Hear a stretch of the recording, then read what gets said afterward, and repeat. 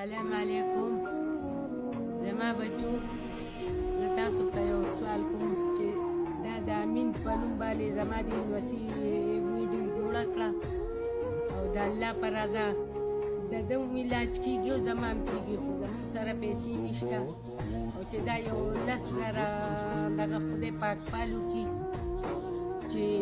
زموږ پې څه ښېګړه د دوايانې او دغه دا دي دا دوايانې دي دا وله هفته په هفته راخلو دا یوه ستن دا دله لګوو دا ګولۍ دي زما دوايانې دي او جمع دی مونږ ته ډېر زیات تکلیف دی د الله په رضا زما بچو دا مسله د خدای په رضا حل کوي زموږ دپاره دا دوايانې دي بچیه دا ستن دله راخلو